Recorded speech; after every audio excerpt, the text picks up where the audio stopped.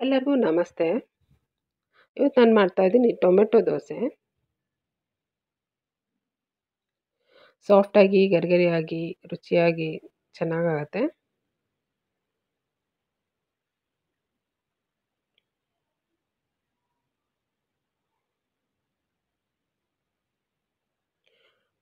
Tomato dosa ಮಾಡೋದಕ್ಕೆ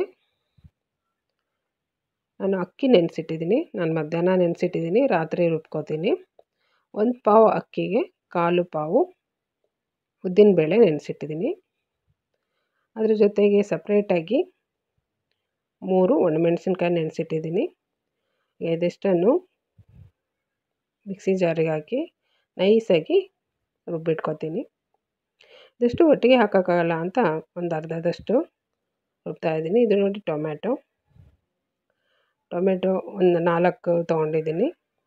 ಮತ್ತು ಸ್ವಲ್ಪ ಹಸಿ ಶುಂಠಿ ನೆನೆಸಿಟ್ಕೊಂಡಿರೋಂಥ ಒಣಮೆಣಸಿನ್ಕಾಯಿ ಇದಿಷ್ಟನ್ನು ಈ ರೀತಿ ನೈಸಾಗಿ ರುಬ್ಕೊಂಡಿದ್ದೀನಿ. ಒಟ್ಟಿಗೆ ಆಗಲ್ಲ ಅಂತ ನಾನು 2 ಸಾರಿ ರುಬ್ಕೋತೀನಿ. ಇದಕ್ಕೆ ಅಕ್ಕಿ ಸೊಸೈಟಿ ಅಕ್ಕಿ ತೊಗೋಬೋದು, ಇಲ್ಲಾಂದರೆ ಅಂಗಡಿಲಿ ಸಿಗೋವಂಥ ಇಡ್ಲಿ ದೋಸೆ ಮಾಡೋವಂಥ ಅಕ್ಕಿ ನಾನು ಹಾಕಿದ್ದೀನಿ. ಈಗ ಅದಕ್ಕೆ ರುಚಿಗೆ ತಕ್ಕಷ್ಟು ಉಪ್ಪು ಹಾಕಿ ಸರಿಯಾಗಿ ಕಲಿಸ್ಬೇಕು. ಕಲಿಸ್ಬಿಟ್ಟು ರಾತ್ರಿ ಎಲ್ಲ ಇಡಬೇಕು. ಉಕ್ಕು ಬರಬೇಕು ಹಿಟ್ಟು ಉಕ್ಕು ಬಂದ್ರೇ ದೋಸೆ ಚೆನ್ನಾಗಾಗತ್ತೆ.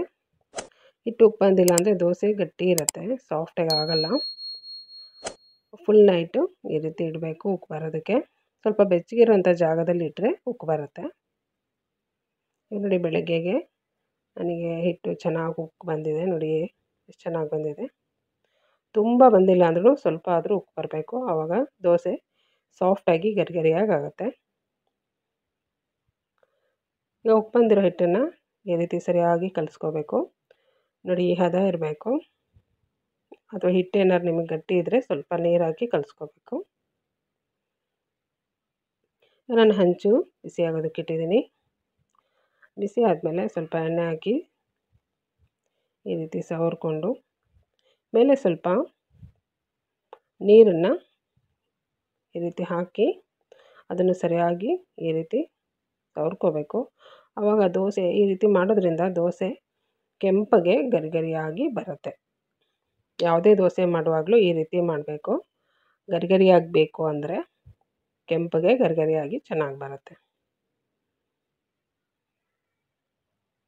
ನೋಡಿ ಟೊಮೆಟೊ ದೋಸೆ ರೆಡಿ ಇದೆ. ಇದಕ್ಕೆ ಮೇಲೆ ಎಣ್ಣೆ ಅಥವಾ ತುಪ್ಪ ಹಾಕ್ಬೋದು.